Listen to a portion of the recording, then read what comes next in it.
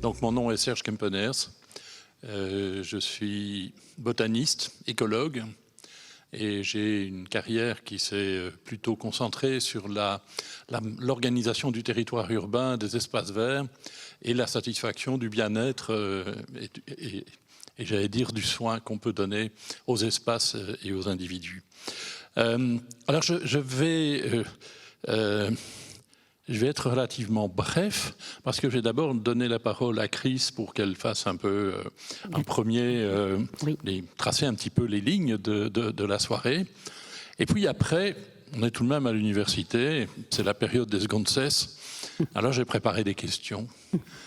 En fait, ce n'est pas vraiment des questions, c'est des mots. On a discuté déjà pendant 1 heure et il y a des mots, il y a des phrases et je voudrais qu'elle rebondisse sur un certain nombre de mots et un certain nombre de phrases.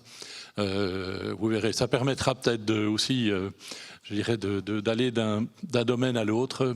Mais je vais d'abord lui donner la parole. Mais j'aurais voulu revenir sur le terme que vous avez introduit, éco-bifurcation. Alors vous y attachez beaucoup d'importance. Oui. Quand on a discuté, vous m'avez dit, non, c'est ça pour moi le terme. Et j'avais mis sur mon petit papier, éco-bifurcation, ce n'est pas une transition, mais un changement de paradigme. C'est ce que vous m'aviez dit quand on s'est parlé. Et puis, ces derniers jours, avec l'évolution, j'allais dire, de la situation, de l'énergie, de tout ce qu'on peut imaginer, j'ai un peu associé à votre propos un caractère d'urgence et tout d'un coup, il y a des choses qui vont non plus se passer lentement, progressivement, mais il va y avoir des ruptures. Ça paraît inévitable. Déjà, on n'aura plus de gaz, ben voilà comment on va faire. Et par rapport à la question du bien-être, c'est assez étonnant que quand on écoute la radio, là, on entend parler, oui, mais on nous demande de diminuer la température à 19 degrés. Moi, j'ai fait un effort, je suis à 18, j'ai acheté des chaussettes, j'ai demandé aux enfants de mettre un pull. Il y a des gens qui disent, oui, moi, je n'allume plus ma chaudière, je vais mettre des petits radiateurs électriques pièce par pièce, et chaque fois que je vais dans une autre pièce, j'allume le radiateur électrique, sans trop faire leur calcul, hein, mais bon, voilà. Mais on se rend compte que tout d'un coup, il y a une bifurcation. Oui. Il y a les gens réfléchissent un peu autrement. Pas toujours de manière sereine et logique d'ailleurs, mais c'est ce côté soudain de votre éco-bifurcation qui m'interpelle un petit peu. C'est comment va-t-on pouvoir gérer un phénomène de changement un peu catastrophique, hein, on retrouve Servigne et Gauthier-Chapelle et des machins comme ça, j'allais dire, où il y a voilà, tout bascule, tout s'arrête, hein, on connaît un petit peu ce type de vision, mais dans la tête de toute une série de personnes, on n'en est pas loin. Avec un impact fondamental sur le bien-être, hein, on dit, ben oui, il y a la famille, mais on dit aussi, il y a mes vieux parents qui sont là, et comment je vais faire parce qu'ils n'ont pas envie d'être à 18 degrés. Il y a les soins qui se donnent également dans les hôpitaux. On a ça. Oui. Donc, comment vous appréhendez cette éco-bifurcation, mais qui est plutôt un phénomène qui va basculer très vite, et comment on peut accompagner cette bifurcation qui va être générale, parce qu'elle va porter sur l'énergie, elle va porter sur la mobilité, elle va porter sur l'alimentation, elle va porter sur l'eau. Ça fait 50 ans qu'on dit qu'il va y avoir des problèmes de climat, on n'a pas écouté. Si vous regardez les graphiques, ben là maintenant on sait bien que ça ne va pas s'arrêter. La machine est lancée. Et donc, voilà, éco-bifurcation et urgence. Oui. C'était un petit peu ma question. Oui, tout à fait. Je pense que vous avez, moi je souscris à ce que vous avez souligné et expliqué. C'est-à-dire que justement c'est éco-bifurcation parce que c'est vraiment la nécessité absolue de changer de paradigme. C'est-à-dire de changer notre représentation du monde. C'est pour ça que cette idée de de dominer finalement de l'humain qui était finalement au centre du monde à une époque, de l'univers d'abord, au centre de l'univers, puis après évidemment a totalement disparu. Et aujourd'hui, c'est les limites auxquelles nous sommes confrontés, c'est-à-dire que cette espèce de fuite ou de cette surexploitation, extraction, enfin qui semblait ne pas avoir de limite, elle est aujourd'hui au contraire impossible. Enfin, et si on en parlait il y a quelques, je ne sais pas, même il y a juste avant, je pense que juste avant la Covid, ça paraissait très utopique d'évoquer cela. Alors qu'après la Covid, en ayant vu comment finalement il y a eu une organisation politique planétaire qui a fait que ça a complètement modifié nos façons de vivre à tous les âges de la vie, avec des choses qui ont pu être terribles, comme on le sait, même pour pouvoir enterrer ses morts, qui ont fait que c'est quelque chose qui allait à l'encontre de toute la culture en fait humaine, parce qu'il y a eu quelque chose qui était un ordre finalement politique, de gestion qui s'est mis en place, qui était basé plus sur un principe de gestion de la maladie, du virus, et d'éviter l'épidémie. Je pense que cette accélération que vous soulignez, elle est présente, et je pense que pour l'Europe notamment, le fait d'être aux portes de la guerre en Ukraine,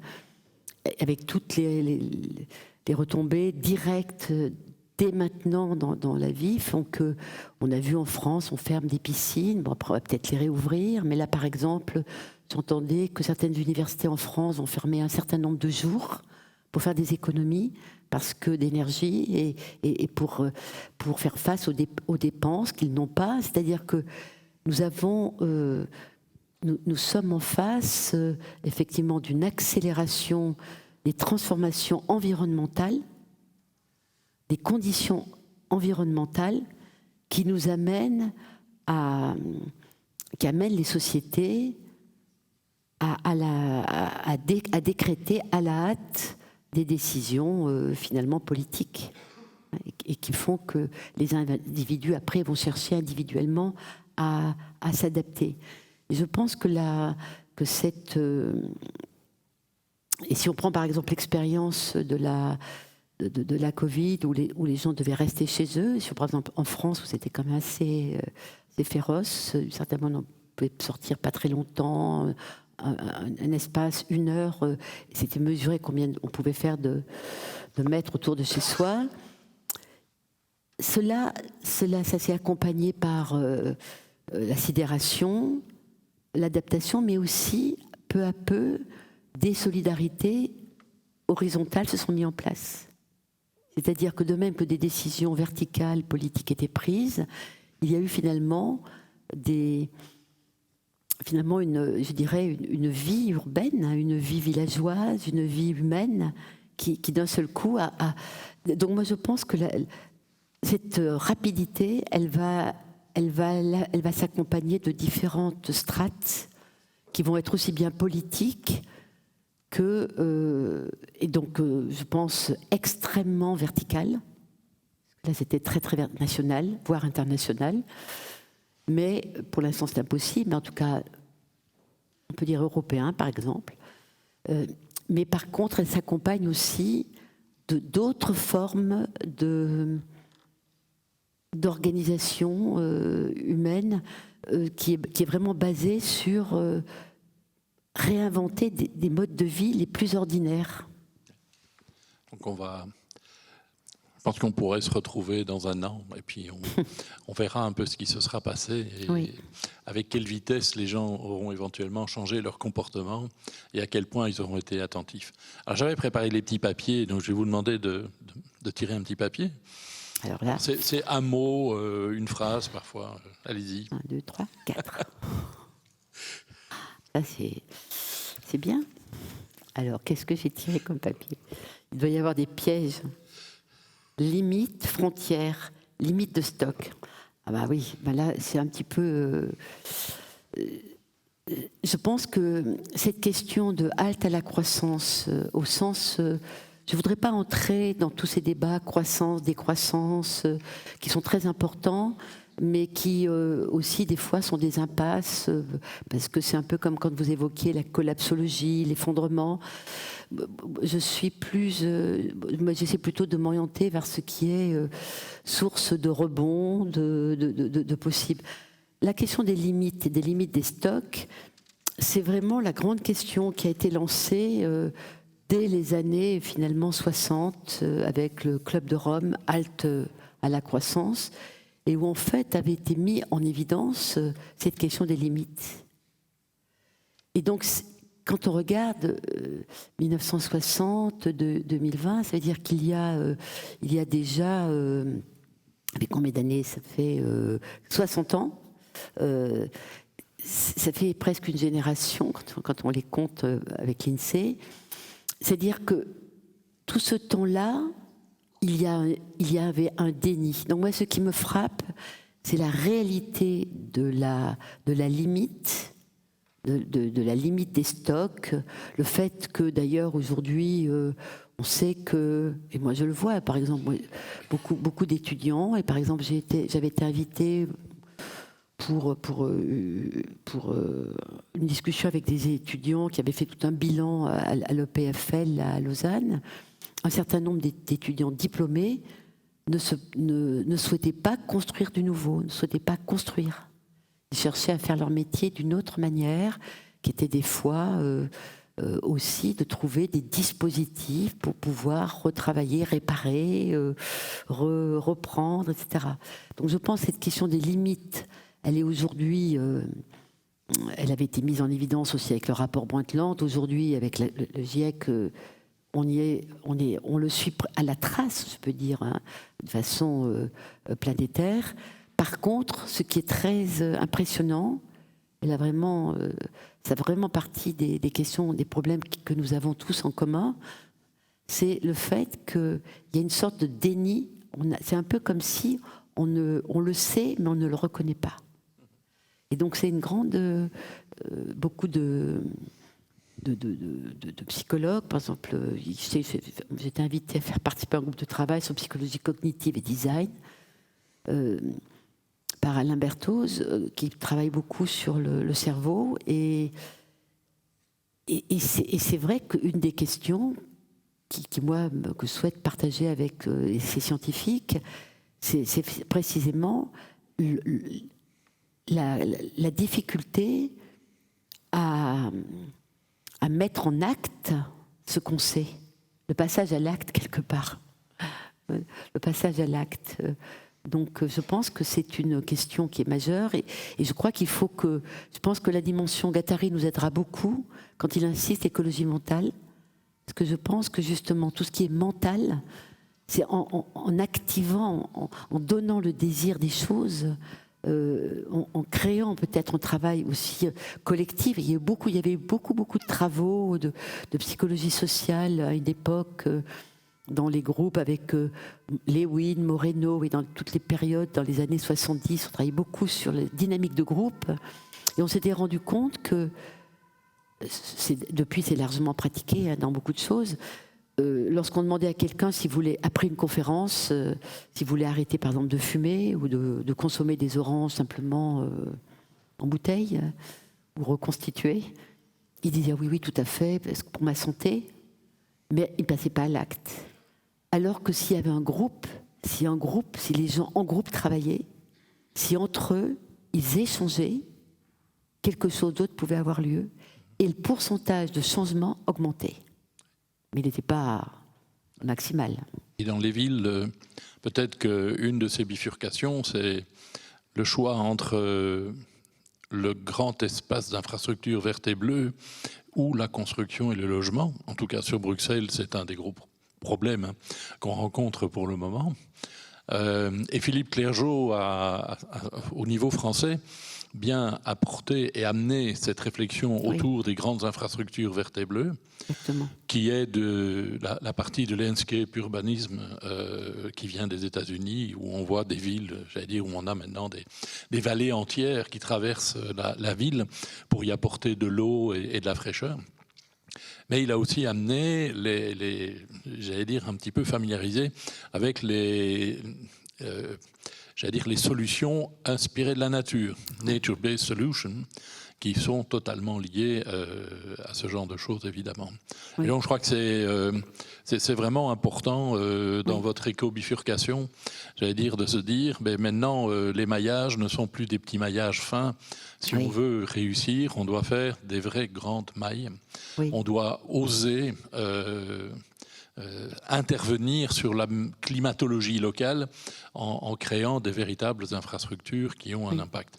Oui, parce qu'il y a une vraie connaissance, il y a une meilleure connaissance, comme vous le soulignez, des écosystèmes et donc des nécessités. Et je sais que pour Philippe Clergeau, c'est pas de parsemer des arbres par-ci par-là qui est important, c'est évidemment de reconnaître ce dont a besoin un arbre, de même que Albert Kahn nous disait que veut la brique, mais là que veut la forêt, que veut le fleuve, c'est-à-dire de tenir compte des réalités, effectivement, de ce qui n'est pas humain, mais qui a sa propre vie. Mais alors justement, il y a quelque chose sur les trames bleues et vertes, je trouve que je trouve que la compétence, l'apport de Philippe Clergeau a été très important et très reconnu, en tout cas en France. Mais par exemple, je vois que se rajoute aujourd'hui, c'est rajouté, parce qu'on m'avait demandé de faire une préface à un ouvrage qui va sortir sur justement Lausanne. Et en fait, tout l'ouvrage est basé sur les trames. C'est pas simplement oasis de fraîcheur, c'est trames de fraîcheur. Ouais. C'est-à-dire que par rapport à cette question climatique, c'est comment est-ce qu'on va prendre en considération effectivement d'autres échelles, d'autres réalités, parce que le réchauffement est inéluctable. Et donc comment est-ce qu'on va nous adapter? Et donc dans ces continuités que vous soulignez, celle par exemple de fraîcheur, elle est aussi extrêmement importante. Oui. Il y a beaucoup, j'allais dire, beaucoup de changements qui apparaîtront dans la terminologie aussi. Il y a des choses qui émergent, par exemple, toute la problématique du sol, qui était pratiquement absente des discussions et des réflexions, qui apparaît, pour certains, elle était essentielle, mais on n'arrivait pas à faire monter la thématique. Mais il est bien clair que en matière de gestion de l'eau, en matière de climatologie, en matière de production de matières organiques qui captent le carbone, etc., si on n'a pas des sols de qualité, on n'arrivera pas à faire grand-chose. Oui. Et pas seulement des sols de qualité, mais il faut qu'ils soient également avec une certaine quantité, un certain volume, etc. Et donc on voit émerger maintenant cette problématique qui va avoir un impact sur l'état de bien-être, puisque ça permettra de créer des îlots de fraîcheur, des zones de fraîcheur. Là, juste une petite information. Sur Bruxelles, on a eu, il y a quelque temps, une mesure de la pollution par les oxydes d'azote. Il y a plus de 3000 habitants qui ont placé des capteurs sur leurs fenêtres. Et on a pu mesurer à 3000 endroits les capteurs. Alors je vous renvoie vers tout ce qui est sur les sites internet, avec tous les points de mesure. Mais ce qui était extrêmement intéressant, c'est de voir par exemple qu'on pouvait obtenir des réductions de 70% de la pollution par les oxydes d'azote en 50 mètres par une barrière d'une façade et par un espace vert. Et donc, si on prend la zone de la petite ceinture à Bruxelles, donc le périphérique intérieur où on est avec des valeurs équivalentes à 50 ou 60, on va jusqu'au parc de Bruxelles et là on est à 18. Et donc, ça veut dire que dans l'aménagement de la ville, on peut créer des zones de bien-être. Et donc, cet aménagement du territoire, il doit maintenant se baser sur toute une série de mesures qui sont beaucoup plus fines et qui vont beaucoup plus loin que ce qu'on avait l'habitude de faire. Oui. C'est bien clair que là, on a 3000 points de mesure. Alors, c'est des points de mesure qui ne sont pas scientifiques, entre guillemets. Et le réseau officiel de la région bruxelloise, c'est 10 points de mesure. Alors, il est évidemment difficile, avec 10 points de mesure, de pouvoir trouver, j'allais dire, la finesse du maillage qu'on doit créer dans la ville, comment on peut intervenir. Et je crois que c'est vraiment des approches qu'il faut Mais je crois que cette question du sol, elle est. Enfin, moi, je vois que dans les projets, je sais que CISAT, il y a très longtemps, il disait le plus important, c'est il faut revenir au sol. Mais il revenait plus dans cette dimension de ce rapport au sol et donc dans toutes ces continuités précisément. Mais quand on y rajoute cette question du rapport au vivant, comme vous le faites, et comme vous le prenez en évidence, des conditions de bien-être et de bonne santé, enfin au sens bien-être de la grande santé dont parle d'ailleurs Nietzsche, c'est vraiment la question de, par exemple, moi je vois actuellement, par exemple on a un projet, je suis partie d'une équipe avec Bernard Eichen à Clermont-Ferrand, eh bien la base c'est zéro artificialisation nette, c'est-à-dire que c'est devenu maintenant, ça fait vraiment partie du projet. C'est-à-dire qu'on ne va pas artificialiser les sols et qu'il va falloir recycler, repartir de l'existant justement pour préserver les sols fertiles, les sols vivants, mais aussi, comme vous le soulignez, les régénérer, mais que c'est absolument... Là, par contre, parmi les mesures qui sont des mesures politiques, par exemple, on peut considérer qu'en France, par exemple, nous avons un État très centralisé, le zéro artificialisation nette, il est vraiment efficace. Il pose des tas de problèmes, et il est quand même... Enfin, malheureusement, il n'est peut-être pas encore assez performant pour préserver des sols agricoles, puisqu'on sait que c'est extrêmement précieux, et des sols vivants, à cette question des sols vivants. Parce que les sols sont devenus morts dans beaucoup de cas. Dans beaucoup de cas. Voilà. On va prendre un autre petit papier. Et ce sera le dernier, puis on donnera après les questions à la salle. Alors, le dernier, je ne sais pas quelle heure il est 8h22. Je ne sais pas quels sont les plannings que vous aviez envisagés. 1 heure normalement, je crois. Mais je crois que c'est 1 heure normalement, hein, c'est ça? Voilà, elle est très longue la question. La biodiversité ne suffit pas à régénérer la ville, il faut travailler les cycles. Ben oui, alors là, ça fait vraiment partie des thèmes qui pour moi font partie de la boussole écosophique, puisque quand on est dans l'alliance naturo-culturelle, on est complètement immergé dans les cycles. Tout est cycle en fait. D'ailleurs, la philosophie a beaucoup travaillé sur la question des cycles aussi, les cycles du temps. Mais il y a les cycles de la nature et les cycles de la culture quelque part. Et c'est d'arriver finalement, je pense que tout l'enjeu de cette boussole écosophique, c'est d'harmoniser les cycles de la nature avec les cycles culturels, des sociétés. Et je pense que tout ce qui est la chrono-utopie, le chrono-urbanisme, mais le recycler, le réemploi, enfin tout ce qui devient maintenant... Je sais pas, on parle beaucoup, nous en France, de rotor, par exemple, parce que c'est un mouvement extrêmement important. Les étudiants s'inspirent beaucoup du travail qui est fait avec eux, aussi avec des gens aussi comme Encore Heureux. Tous ces groupes d'architectes, urbanistes, paysagistes, qui finalement travaillent avec les cycles, en fait, des saisons, les cycles enfin, tous les cycles, quoi. On n'a pas le temps de les aurait adorés. C'est-à-dire, on avait prédit déjà pas mal de choses. Pourtant, on n'a pas beaucoup changé les habitudes. Non. Donc maintenant, il va falloir y aller. Je vous souhaite un bon retour chez vous. Je remercie encore Chris Younes d'avoir participé à cet échange. Est-ce qu'il y a des questions ? Oui, on peut. Si vous avez des questions. Bien sûr. C'est trop tard. Mais moi je voyais la salle, hein, donc.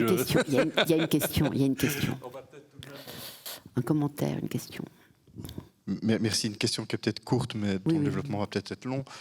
J'étais assez interpellé par justement le travail que vous citiez de Philippe Aussas sur la variation de l'éthos participatif du paléolithique et du néolithique.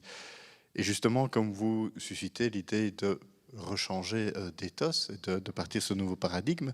Est-ce que Philippe Aussas ou vous avez des clés de lecture ou de compréhension? Pourquoi est-ce qu'à un moment donné, on a basculé d'un éthos à un autre? L'idée étant de se poser la question, est-ce que le chemin inverse est possible, est souhaitable, ou est-ce que c'est un autre chemin que l'on doit prendre et pas simplement être en réaction à, mais enfin voilà, quelle clé de lecture est-ce qu'il fournit ou est-ce que vous avez par rapport à ce changement d'éthos au cours du temps? En tout cas, Philippe Brossos, lui, il fait toujours un parallèle entre les changements finalement dans le milieu et les changements dans nos pratiques. Donc il met en évidence par exemple un changement climatique dans les airs qu'il analyse aussi. Et donc il y a une correspondance entre nos transformations dans nos façons de faire et nos conditions d'existence.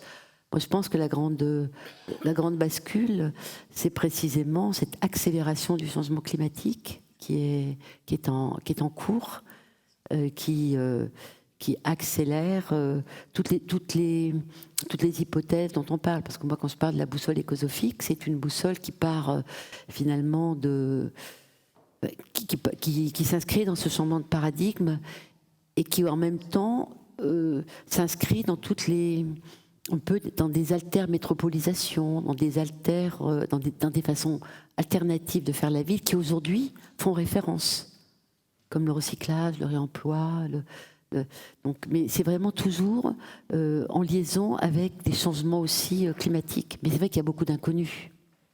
Il y a beaucoup d'inconnus. Voilà. Une réflexion.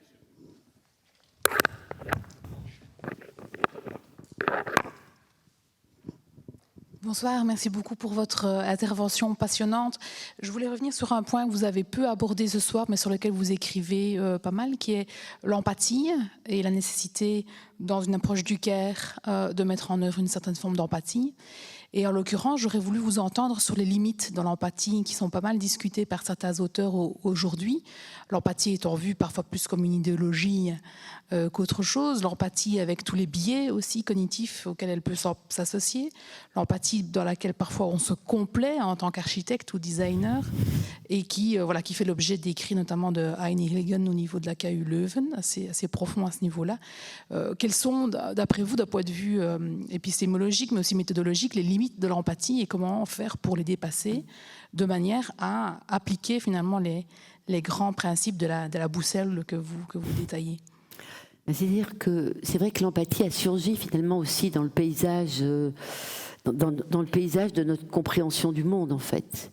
De découvrir que avec justement le travail qui a été fait sur la forêt de Verstelen, je ne sais plus comment elle s'appelle, cet auteur qui écrit sur les forêts, mettre en évidence qu'il y a la coopération entre les arbres, qu'il se passe des choses dans le monde végétal qui est tout à fait étonnant et qui était utilisé par des jardiniers, par exemple de la ville de Paris, maintenant savent effectivement qu'il y a quelque part quelque chose comme de l'entraide. Enfin, c'est avec notre vocabulaire d'humain évidemment, mais en tout cas il y a du coopératif entre les plantes. Évidemment, il y a aussi de la compétition, de la destruction.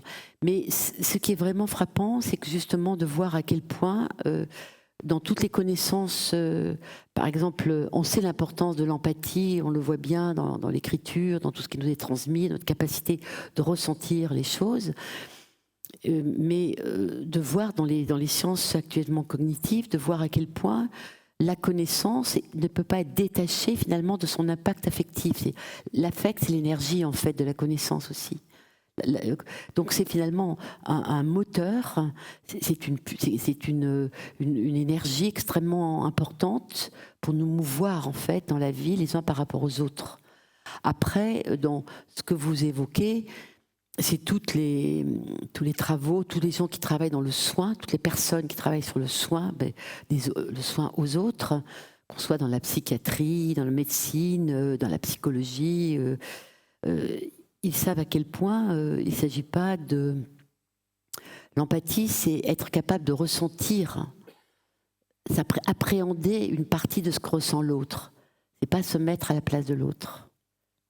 Et donc, il y a tout un travail. Je pense que tout le travail qui se fait aujourd'hui, qui se développe beaucoup sur trouver des terrains d'entente, dialoguer, négocier, controverser, etc., participe précisément de trouver la bonne distance vis-à-vis de ces questions-là qui effectivement peuvent être aussi engluantes si on n'y prend pas garde. Donc il y a aussi il y a une éthique du care, mais il y a une éthique de l'empathie. Mais c'est vrai que c'est central. Hein. Je fais partie des éléments que je développe parce que ça participe d'être avec. Donc c'est vrai que cette question de sensibilité, c'est ce qui est beaucoup recherché. Comment est-ce qu'on va cultiver on cultive notre intelligence, nos connaissances, notre capacité aussi de sensibilité. Ça participe de cette sensibilité au contact de tout ce qui est autour de nous. C'est pas simplement l'autre humain, hein, c'est toutes les formes de vie, mais aussi le rapport avec ce qui nous entoure en fait dans sa globalité. Oui, c'est une grande question. Je pense que ça va être, elle va revenir beaucoup, je pense. D'ailleurs, ça se voit hein, dans les thèses, dans les diplômes de recherche, de master. Beaucoup d'architectes ou d'urbanistes s'intéressent à ce type de questions. En tout cas, merci beaucoup pour vos questions et puis pour votre jeu. Merci.